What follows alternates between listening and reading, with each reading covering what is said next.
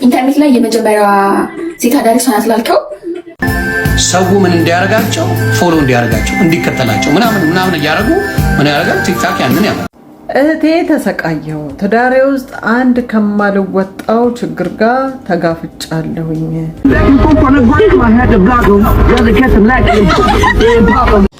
ልጆቻችሁ አውሬው አፉን ከፍቶ ኢትዮጵያ ላይ አፉን ከፍቶ ልጆቻችሁ ሊበላባችሁ። የ14 ዓመት ፍቅረኛዬ 3 ወር ባልሞላ ጊዜ ውስጥ ሌላ ሰው አግብቶ የሰርግ ፎቶ ተላከልኝ። ጉድ በልጎንደር ማለት አሁን ነው። ሴቶች እንደዚህ አይናውጣ ሆናችሁልኛል። በዚህ አምጣ መረጃ አዋርደኝ ህዝቢው ገረኝ። ኦኬ ሄለን ዘርፋልሽ ካክ አምጣ መረጃ። በየበረሃው ያለው ሹፌር ማን ባሪያ ነው እንዴ?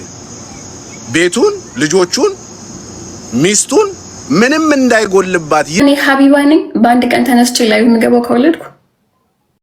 ሰላም ውዶቼ፣ ዛሬም በአዳዲስ አነጋጋሪ ዘና ፈታ የሚያደርጉ ቪዲዮ መጥቻለሁ። አብረን ዘና ፈታ እንላለን። ቪዲዮውን ሼር፣ ሰብስክራይብ፣ ላይክ በማድረግ ቤተሰብ ይሁኑ። በየቀኑ የምለቀው ቪዲዮ ይደርሳችኋል። ወደ ቪዲዮ። ሴት አዳሪ ሰናት ላልከው ሴት አዳሪ ቢሆን ቲክቶክ ላይ ነው ያልመጣም። ሴት አዳሪ ከሆንኩ አይቀር ቆንጆ ባለሀብት ጠብሼ ህይወቴን ነው የምቀይረው። አምናት ሴት አዳሪ እኔ እንደማንኛውም ሴት ቲክታከሮች ጌመር ነኝ። ማንም ሰው ያውቃል። ይሄን አላብራራም ስላልሆንኩ አላብራራበትም። ግን ማለት ነው ኢንስታግራም ፖስት ያደረገችው የራቆት ቪዲዮ አለ ስላልክ ማለት ነው ሁሌ በመረጃና በማስረጃ አውራ ነው የምልህ። ሁሌ አምጣና ለህዝቡ አሳያቸው። የራቆት ቪዲዮውን የራቆት ፎቶውን አሳያቸው። ህዝብ ማረጋገጫ ይፈጋል። ወሬ ብቻ አይደለም መረጃ አለኝ እንደዚህ ያለ ሳይሆን መፖሰት ነው። ማንን ነው የምጠብቀው?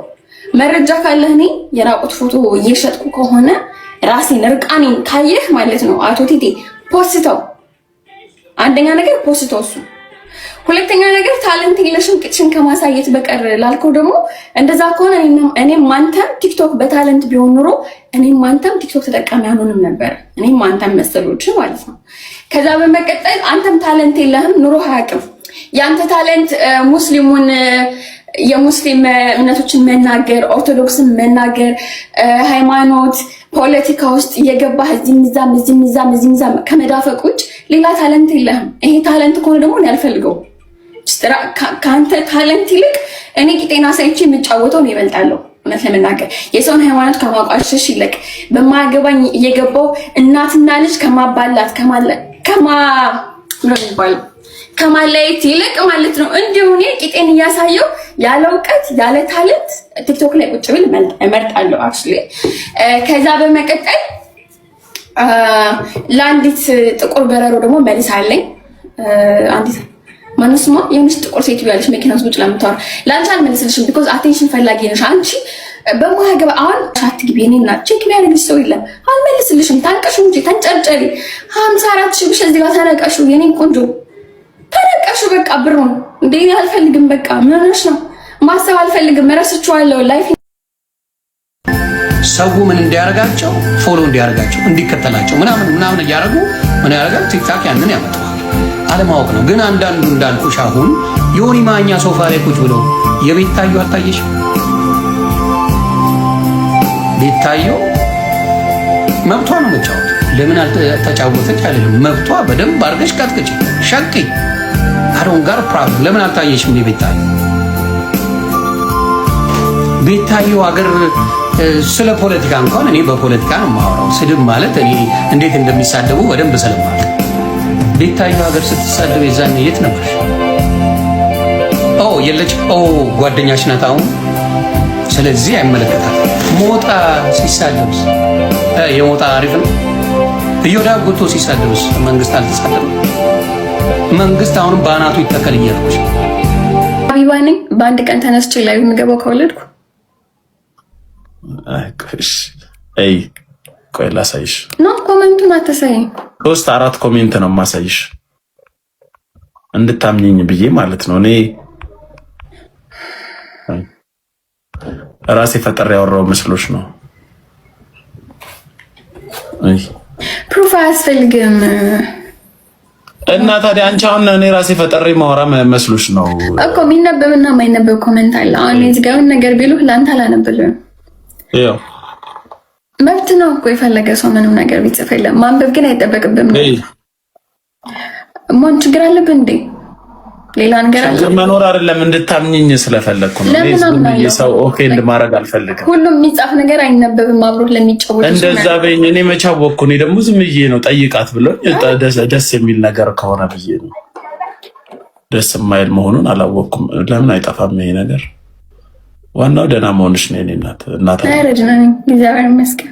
ዋናው ደስተኛ መሆንሽ ነው። ሰው ደግሞ እንዲች ብሎ እንዳይከፋሽ። አረ እኔ አልተከፋውም እኮ ሞን ተከፋሽ አላልኩም። እንዲች ብሎ እንትን በሌላ ወይ አታስቢው ነው ያልኩት። ለምን ቆይ ላጠፋ ፈልጌ አልጠፋሁልኝ እኮ ነው። ደህና ነኝ። እንዴት ነሽ የኔ እናት? አምሮብሻል በጣም ግሎ አፕ አድርገሻል። የሆነ ከሰው አይን ራቅ ስል አሪፍ ነው። አማን እንትን ተዘግቶበት ነው። አምጣ መረጃ አዋርደኝ ህዝቢው ገረኝ። ኦኬ ሄለን ዘርፋለች ካልክ አምጣ መረጃ። እኔ ይሄን በነረስቼ ከዛ በኋላ ብዙ ተአምር ተፈጥሯል። ረስቼው ህይወቴን እየኖርኩ ነው ያለሁት። ሰርቻ መጣሁት ብር አይደለም። ኦፍ ኮርስ እንደናንተ ተጫዎችን የተሰጠኝ ሰው ወዶኝ ነው የሰጠኝ። ቢሆንና ቢሳካ ከኔ ጋር ቢቆያ ብር ደስ ይለኝ ነበር። እግዚአብሔር አልፈቀደም ወሰደው። ከዛ በኋላ ህይወቴ ውስጥ ብዙ ነገር ተፈጥሯል። ሴት ልጅ ለማሸማቀቅ በዚህ ርቀት ሜድ እድሜ ልክ አንተ ሴት ልጅ እንዳሸማቀቅ ነው። እድሜ ልክ ጸብ ከሴት ጋር እንጂ ከወንድ ጋር ሆኖ አያውቅም። አንተ ሴት ነው የምታሸማቀቀው። እዛ ያረጀ ሶፋ ላይ ቁጭ ብለህ ቂጥህ ዞር በል አንተ አስላክ ቂጥ እስኪታላ ድረስ ቁጭ ብለህ ከዛ ሶፋ ላይ ሴትን ማሸማቀቅ ነው ያስከው። እኔ ብዙ ጊዜ ያይሃለሁ በሆነ ቤታ ጋር በተጣላ መሀል የምታመጣው ይሄንን ብር ነውና ለክ ሰውዬ አይ ነው በምን እንደጠመድከኝ ያውቃለሁ። የዛሬ 4 ዓመት 3 ዓመት የሆነ ጊፍተር ነበረው። ሶ ያ ጊፍተር እሱን ትቶ እኔን ሰፖርት ማድረግ ጀመረ። ቢኮዝ እኔ በዛ ሰዓት ኢትዮጵያ ነበር የምኖረው። ገና ለቲክቶክ ጀማሪ ነበርኩ ምናምን። ሶ በዛ ምክንያት ነው የሆነ ማኛን እኔ ጠላኝ። ሌላ ምንም ነገር ነው አይደለም። ጊፍተሩ እሱን ትቶ እኔን ሰፖርት ማድረግ ስለጀመረ ብቻ እመቤቴን አዮ ማህተቤ ነሽ ግን ምን እላላችሁ እናቴ ትሞት ሌላ አንድ ነገር ጸብ የለንም። ስለዚህ በዚህ መሃል በብሩ ምክንያት ይሄው እኔ ጋር ተመላለስ፣ ከኔ ጋር መረጃ አምጣ፣ እኔ ጋር ጨርስ። በዚህ ብር መሃል ቤተና ተሸማቀቃት። ይሄው ነው ያለው ዋና አካሏ። ይሄው ሴትዮ አለው የብሩ ባለቤት ነው አይደለም። እሷ ሳይሆን የጠፋባት ብሩ የኔ ብር ነው የጠፋው። ከኔ ጋር ተመላለስ፣ መረጃ አምጣ። ይሄው መጥቻለሁ። እኔ ልፈርበት፣ እኔ ልሸማቀቅበት።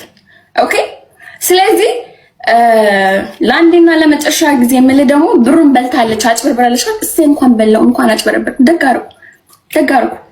እሺ ኔክስቱ ምንድነው? ቀጣዩ ስቴፕ ምንድነው? ዘረፍኩ። እሺ ኦኬ ከዛስ የታል ማስረጃው? እያንዳንዱ ማስረጃ አምጣ።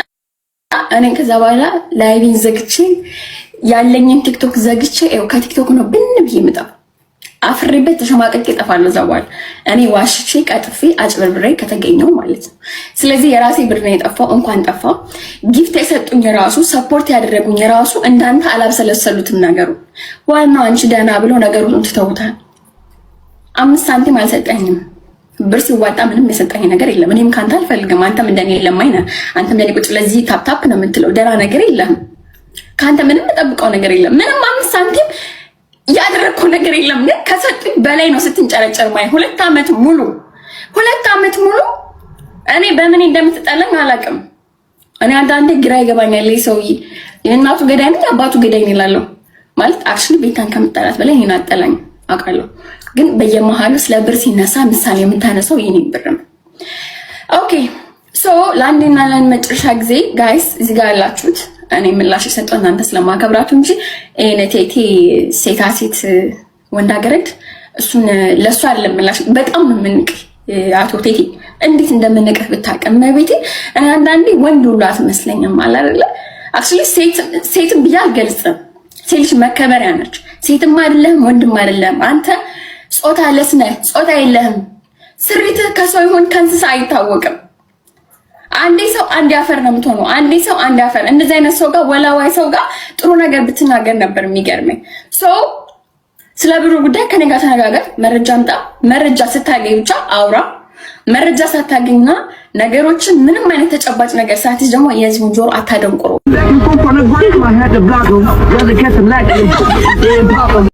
ልጆቻችሁ አውሬው አፉን ከፍቶ ኢትዮጵያ ላይ አፉን ከፍቶ ልጆቻችሁ ሊበላባችሁ ነው። ልጆቻችሁ ተቆጣጠሩ። በተለይ ሃይ ስኩል ላይ ያሉት ገና አስራዎቹ መጨረሻ ላይ ያሉት ሴቷ ከወንድ ጋር ስለሄደች ብቻ አይደለም መቆጣጠር እና መቆጣት ያለባችሁ። ከሴት ጋር ራሱ ስትሄድ የት ነው የሚሄዱት ብላችሁ መቆጣጠር አለባችሁ። እግዚአብሔር ልጅን አሳልፎ ሲሰጣችሁ ተራ እንዲሆን አይደለም።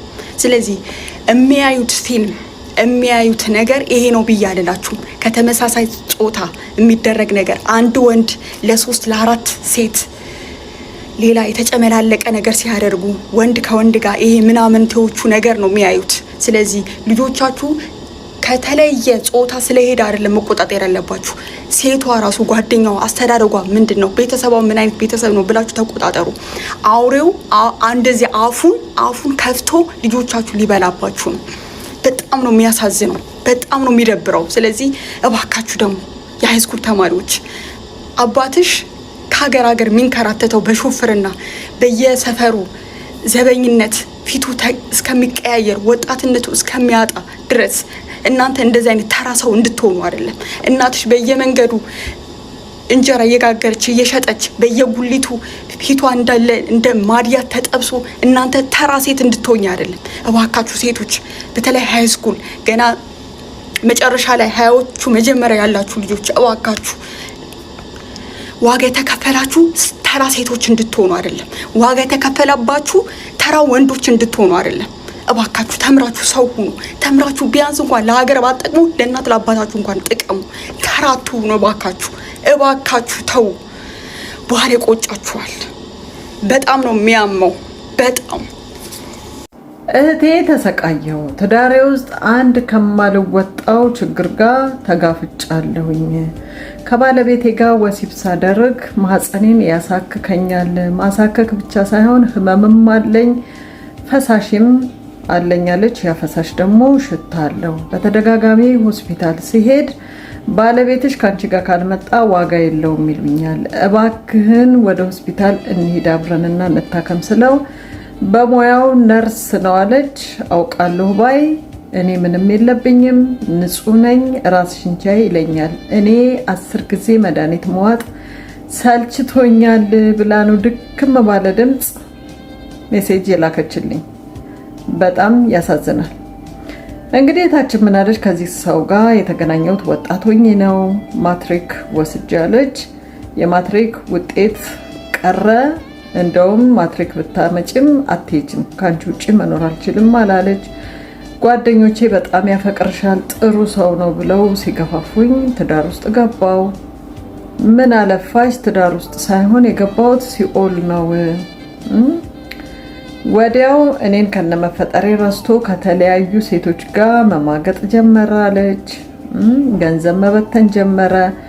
በተለያየ ጊዜ አራስ ቤትም ስገባ እንዲሁ ከተለያዩ ሴቶች ጋር ኢንጆይ ያደርጋል። አልፈልግም ብዬ እንትስል ኮስተር ስልና ስዘጋው ምን አለፋሽ የእናቴን ወይንም የቤተሰቦቼ ቤት አካባቢ መኪና ይዞ ይመጣና ደጁን አካባቢውን በክላክስ ያቃጥለዋል አለች። ይቅር ትበለኝ ይላል፣ ያለቅሳል፣ ሽማግሌ ልካል። ስገባ ያው ታጥቦ ጭቃ ነው። እንደገና ይሄው በሽታ ይቀጥላል አለች። ሁሉ ጊዜ መታከም ነው፣ መድኃኒት መዋጥ ነው። ከሱ ጋር ስተኛ ያው ነው አለች። ግራ ገባኝ። 2 ልጆች ወልጄለታለሁ፣ 10 እና 13 ናቸው። ወዴት ልሂድ? መተዳደሪያ የለኝም። በዚሁ አጋጣሚ እባካችሁን አሰሩኝ። ሽቶ መቀመምና ሻማ መስራት ነው አለች። የተለያዩ ሙያዎች አሏት መሰለኝ። ፕሊዝ አሁን ይሄንን መልእክቴን ከጨረስኩ በኋላ በውስጥ መስመር አናግሩኝ፣ ሰጣችኋለሁ። አድራሻዋን ታገኟታላችሁ። መስራት እፈልጋለሁ፣ ውጪ መሄድ እፈልጋለሁ እና ፓስፖርቴ ምን ሆነ እንዳለች አላውቅም። ሞክሬ አልሆነልኝም የውጭው ነገር አለች። ልውጣ ልተንፍስ ባካችሁ አገኙኝ፣ ተቃጠልኩ እያለች ነው። ያሳዝናል።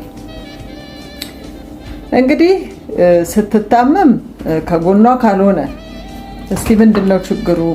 እኔም ልታይ ካላለ ባክቴሪያው በቃ ጥሩ ምቹ ቦታ አገኘ።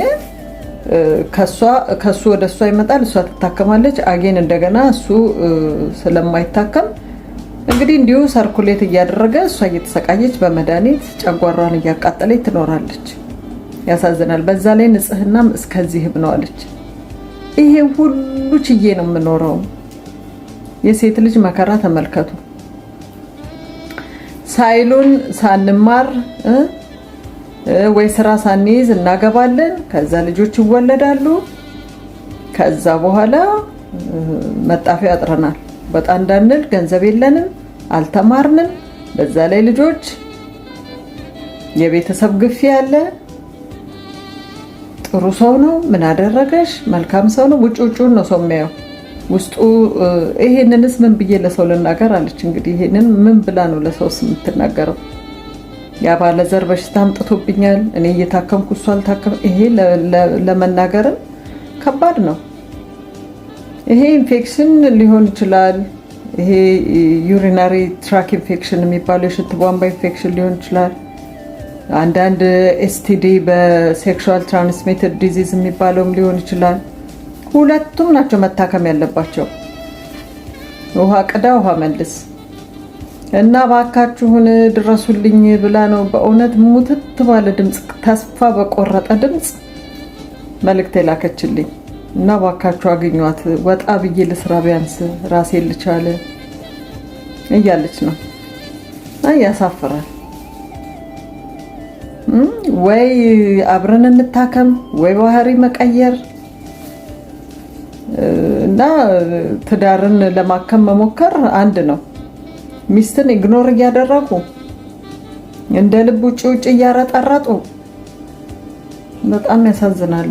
ኤኒዌይ አግኟት። በእኔ በኩል እንግዲህ ወጣ እያልሽ ስሪና የማይታከም ከሆነ ደግሞ በቃ ህይወትሽ ይበልጣል፣ ጤናሽ ይበልጣል። መለያየት ነው ከእንደዚህ አይነት ታጥቦ ጭቃ ጋር። አብሮ ጭቃ መሆን አይጠበቅብሽም። አብረሽ ጭቃ መሆን አይጠበቅብሽም።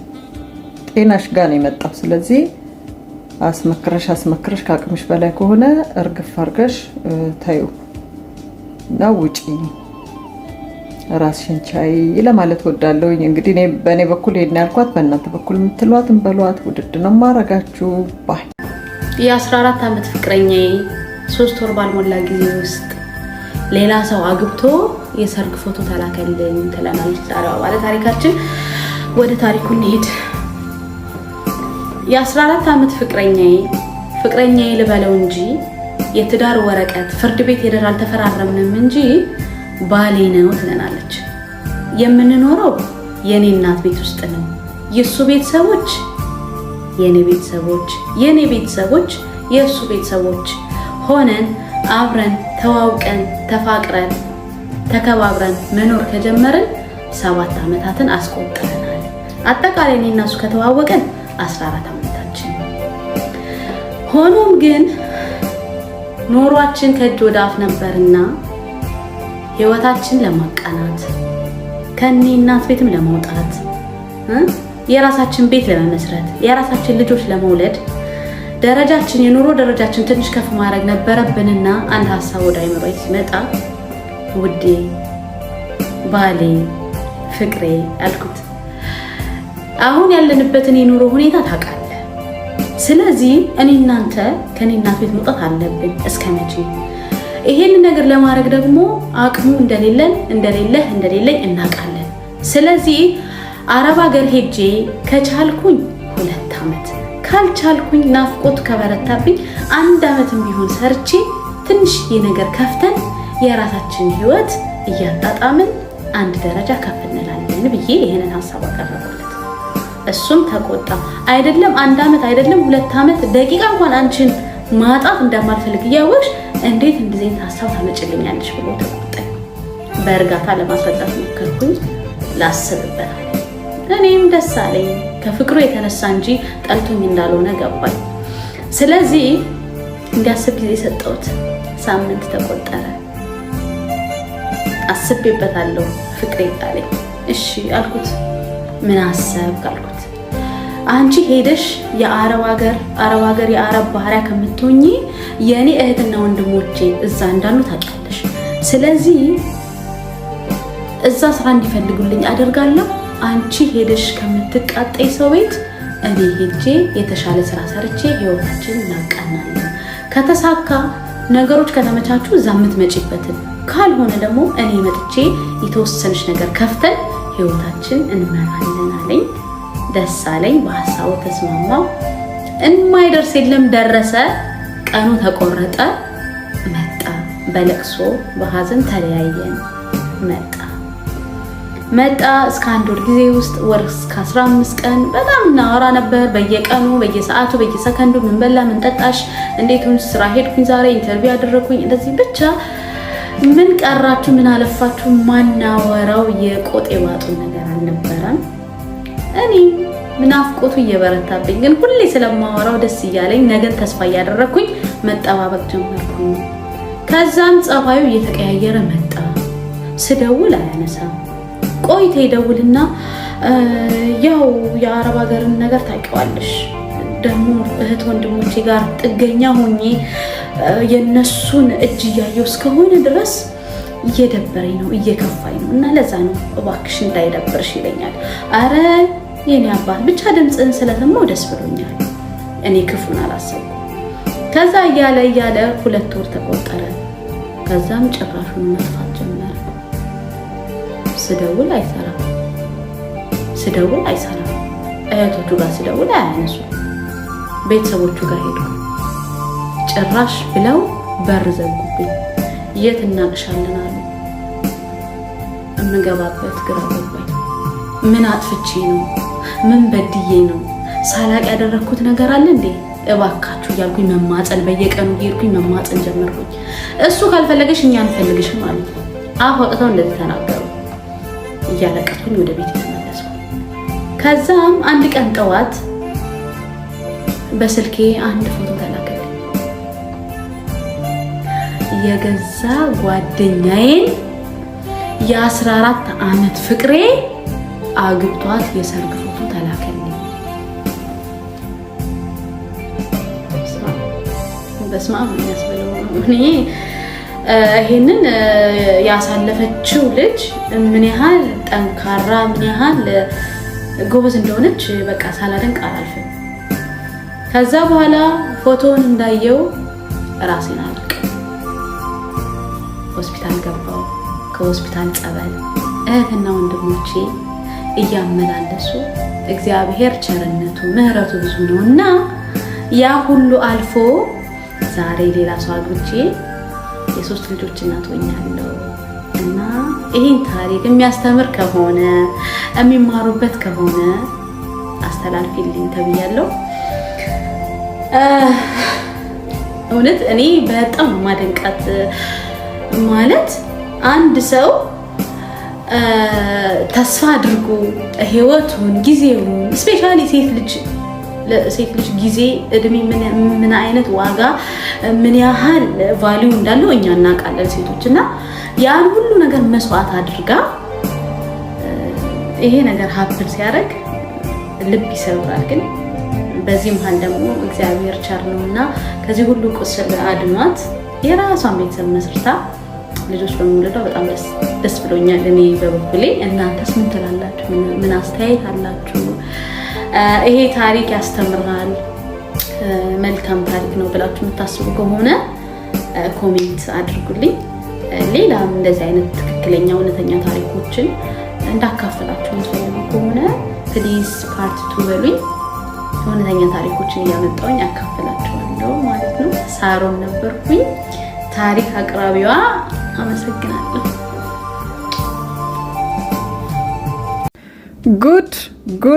ጉድ በል ጎንደር ማለት አሁን ነው። ሴቶች እንደዚህ አይን አውጣ ሆናችሁልኛል በዚህ ልክ።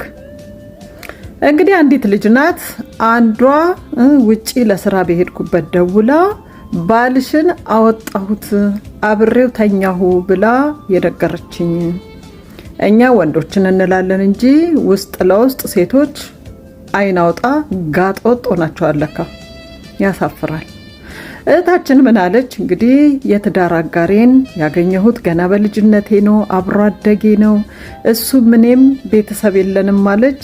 እሱ ለኔ እኔ ለሱ ነን ያለነው፣ በፍቅር ተንከባክቦ ሳይማር አስተምሮኛለች። እንግዲህ በትዳር 10 ዓመት 3 ልጆች በጋራ አፍርተናለች። እንግዲህ ለስራ ውጭ በሄድኩበት ነው እቺ ሴት ደውላ ጉዴን የነገረችኝ። ከዛ ቀደም ብሎ በጣም እንደምታስቸግረው እየደወለች በቴክስት ሜሴጅ በአካልም ይነግረኛል አለች። እና እንዴት ሰው ወደደኝ አፈቀረኝ ተብሎ ይከሰሳል? በቃ ተዋት ብዬ እንግዲህ ህይወታችንን ቀጥለናል አለች። አጅሬ በዚህ አላበቃችም። እንግዲህ ይህን ሰው አጠጥታው ጓደኞቹን ተጠቅማ አጠጥታው አብራ እንደተኛች እሱም ተጸጽቶ ነገረኝ። ኢሚዲየትሊ እሷም ደውላ አወጣሁት፣ አብሬው ተኛሁ። ምን አይነት ብልግና፣ ምን አይነት ጋጦ ወጥነት ነው! በጣም ያሳፍራል። አሉ እንደዚህ አይነት ሴቶች ሀብት ንብረት ያካብታሉ፣ ይማራሉ። ጊዜያቸው የመውለጃ ጊዜያቸው ላጥ ማለቱን ሲያዩ ባለትዳር ይሁን ዱርዬ ይሁን የጎዳና ተዳዳሪ ይሁን they don't care ልጅ እስካስወለዳቸው ድረስ።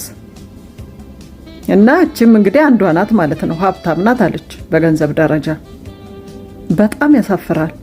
በዚህም አላበቃች፣ አርግዣለሁ ወልጃለሁ ብላ ደግሞ ህፃን ልጅ ይዛ ይሄው ፍርድ ቤት ገትራኛለች።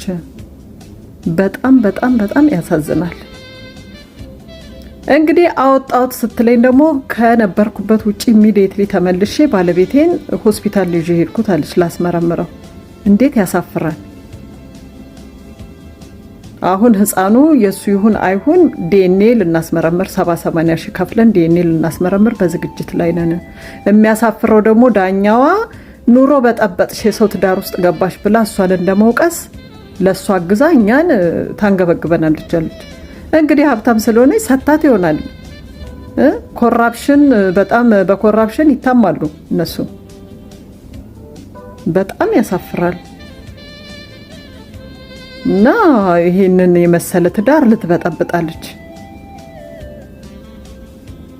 ባለቤቴ አብሮ አደጌ ሳይማር ያስተማረኛለች 10 ዓመት የ3 ልጆች አባት ምርጥ ትዳር አለች። ጤናማ የሚባል ትዳር ልትበጠብጥ ተነስታለች አለች። በጣም ያሳፍራል። እና እኔ ደግሞ አገር ወክዬ ውጪ የወጣው መሰራ ነኝ አለች። አም ፕራውድ ኦፍ ዩ። በነገራችን ላይ ኮርቼብሻለሁ በባለቤትሽም። አንዳንድ ወንዶች ሴት ወደድኩ አፈቀርኩ ሲሏቸው ለሚስቶቻቸው በግልጽ አይነግሩም። በድብቅ ኢንጆ ያረጋሉ እንጂ አንተ በዚህ ልክ ለሚስትህ ለትዳር አጋርህ በግልጽ በመንገርህ በጣም እንኮራባሃለን። በዛ ላይ እንደ እናት እንደ አባት ሆነ እህታችንን ያስተማርክ ጎበዝ ምርጥ የትዳር አጋር ነህ። በዚህም ላደንቅህ ወዳለሁ። አንቺም ባለቤትሽን ለመረዳት የሄድሽበትን ርቀት አደንቃለሁ። አውቀህ ነው ስታስመስል ነው ብለው ነው አንዳንድ ሴቶች ትዳራቸውን የሚበትኑት የሚበጠብጡት። አንቺ ግን የሱን ባህሪ ተረድተሽ እንግዲህ እዚህ ይሄን ያህል ርቀት ሄደሽ ጉዳዩን ለማጣራት መሞከርሽ የሚያስመሰግንሽ ነው። በጣም በጣም ያሳፍራል የሴትዮዋ ስራ ግን። እና ያው የዲኤንኤ ውጤት የባልሽ ልጅ መሆኑን ካረጋገጠልሽ በቃ ወደ ልጆችሽ መቀላቀል ነው። የልጆችሽ ስጋ ነው የተወለደው ወይንም የተወለደችው ልጅ። ምን ማድረግ ይቻላል? ኦብሰስድ የሚባል ፊልም አለ ቢዮንሴ እና ኢድሪስ ኤልባ የሰሩት። እንደውም ልኬላታለሁ እንድታየው። የባሏ ሴክሬታሪ ናት። ኑሯቸውን ለመበጥበጥ እንግዲህ ብዙ ርቀት ተጉዛ የሄደችበትን ሁኔታ የሚያሳይ ፊልም ነው። እና አሉ እንደዚህ አይነት ሴቶች። ጠንቀቅ በሉ እህታችን፣ በርቺ። እንግዲህ ምን ማለት ይቻላል? ሴቶች እባካችሁ ከሰው ትዳር ላይ እጃችሁን አንሱ። ያሳፍራል። ወዳችኋለሁ ባይ። ወንድሙ ድንገት ነው እንግድነት የመጣዋለች። እኔን ከዘጋኝ ባለቤቴ 8 ወሩ ነው። አልጋ ላይ ይተናላለች፣ አናግረኝም። ያው ለልጆች ነው አብረን የምንኖረው አለች። እንግዲህ በእንዲህ እንዳለው ወንድሙ እንግድነት ሲመጣ ለማስመሰል ያህል እንደሚያዋራኝ አክት ያደርጋል። ከዛ ተነሱ ፊልም እንይ ሙቪ ልጋብዛችሁ ብሎ ይዞን ወጣለች። ከዛ ፒክ ያደረገው ሙቪ አጋጣሚ ፍቅር ነው አለች። በቃ ሳላስበው በአራት ማዕዘን እንባ ይፈሳላለች። ከዛ ያ ሙቪ አልቆ ያው ወንዱ እንዴት ሚስቱን ትሬት እንደሚያደርግ በቃ እንዴት እንደሚንከባከባት አይቼ ሳላስበው በቃ ከሆዴ ፈንቅሎ የሚወጣ እንባ አለች።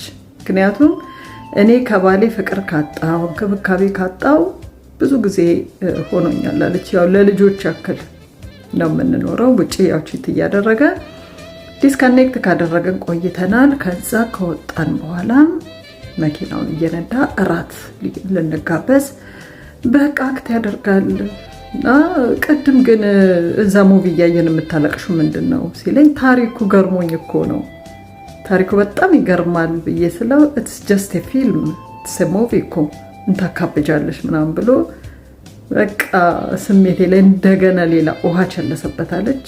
እንዴ አንተ እኮ ነህ ፊልሙንም ፒክ ያደረከው እንደገና ደግሞ ስለጋበዝከን ሙቪ በጣም እኮ ደስ ብሎኝ ነው ምናምን ብዬ የሱንም ያው ዲስሪስፔክት ያደረኩት ወይንም ያው ምስጋና ቢስ የሆንኩ ስለመሰለኝ እንደዛ ብዬ ለማስተካከል ስሞክር ሙቪ በቃ አታካብጂ ምናምን ብሎኝ ያንንም እራት በልተን ወደ ቤት መጣናለች። ጉልበቴን ሆዴ ላይ አድርጌ ስንሰቀሰቅ አደርኳለች።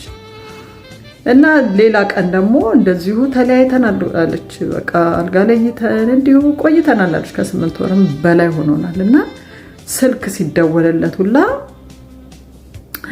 እኔን እያቆላመጣለች እሷን ልጠይቃት እስቲ እሷ ናት የኔ ሪፈሬ ናት መቼም እያለ ለጓደኛዋለች። ከዛ እያሽካካ ስልክ ሲያወራ የነበረ ሰው እኔ ወደ ታች ብቅ ስላለች ፎቅ ላይ ነበርኩኝ። ፊቱ ክስክስ እኔ ደግሞ ያው ለሰውየው እንደነገረው ሊያዋራ ይመስሉኝ እና እስከ መቼ ነው ምንድነው እኛ ከትዳር የምንጠቀመው? በእውነት እስከ መቼ ነው እንደዚህ ተፈራርቶ? እስከ መቼ ነው አልጋ ለይቶ? እስከ መቼ ነው ፍቅር አጥቶ?